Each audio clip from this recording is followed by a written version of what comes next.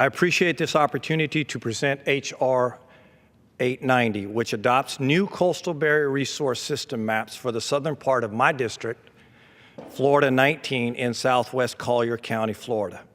And a special thanks to my fellow members, Don Beyer, Mario Diaz-Vilart, and Chairman Rob Bishop for helping me push this through and their support. I urge support of the passage. On a personal note, it has been my lifelong concern for the environment and involvement in water quality issues in my hometown of Bonita Springs, Florida, that led me to Congress on an unknowing path, really. So introducing this bill to me today is really special and personal. And a special note of thanks to those that helped, so many folks, particularly Bob and Jack, for your perseverance. Perseverance paid off. And thank you to Cherie for your abiding inspiration, and to Yodi. The CBRS was created by Congress with the 1982 Coastal Barrier Resource Act. This initiative preserves the ecological integrity of coastal areas while still protecting private property rights. And this serves as an important barrier against wind, tidal forces caused by coastal storms, and reduces further development in sensitive areas. In other words, it creates a perpetual protected area for our wonderful Gulf wildlife. These new maps have passed public review, OMB review, and have been released by the U.S. Fish and Wildlife Service, as you mentioned.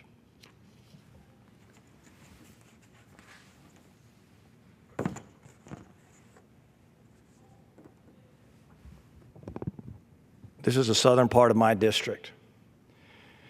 The new maps correct errors from 40 years ago, which seriously hurt some 1,600 of our constituents and hurt their access to flood insurance, home mortgages, and refinancing. These new maps also add 17,000 acres in perpetuity to CBRS, 17,000 acres principally in this zone right here between Naples and Marco Island, and also a little bit south. Key Waden Island, that you see right here, just south of Naples, and Cape Romano are part of the pristine, picturesque 10,000 island chain 20 miles south of Naples. These newly preserved areas highlighted on these charts cover 5 geographical units, part of over 40,000, now 40,000 continuous acres that will be permanently protected. This is government doing something right for all stakeholders and for all the generations that will follow us. H.R. 890, protecting 15 miles of natural coastal barriers, is sound economics, a piece of what needs to be done toward growing Southwest Florida's multi-billion-dollar private and commercial real estate values and South Florida's tourism industry, which brings in over 5 million visitors to my district. And it also employs 1 out of every 5 people in the local workforce. I am proud to report that this bill will create the largest grouping of CBR units nationwide, protecting our unique Florida Everglades and ecosystem, aquatic plants and animals, and other wildlife, and also protecting private properties from storms and floods. Key Waden Island, right here, just south of Naples, is one of the largest, if not the largest, sea turtle nesting area in Florida and in the United States.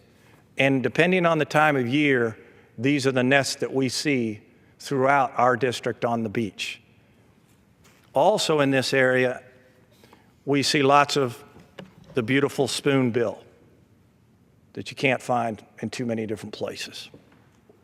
The Florida Everglades are a natural treasure, home to wildlife and plants that are unique in our nation: fish, tortoises, reptiles, and insects. It is our duty to protect these species. This bill will have a permanent positive impact on preserving this fragile ecological area and quality of life. 3 years ago, I waded into the Gulf of Mexico with my folks. They urged me to get involved in local politics, hoping that I could have just a small impact and a small positive difference in the health of the waters of Southwest Florida. My mom is gone now, but she always hoped that a moment like this would come. Mr. Speaker, I yield. 30 more seconds and I'll I yield close. the gentleman such time as he may consume.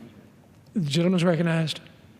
And so this is a moment that we can accomplish something positive for our constituents, positive for our economy, positive for our waters of South Florida. I am very appreciative to have a small role, and I acknowledge that we have so much more to do to conserve the beauty of Southwest Florida for generations to come.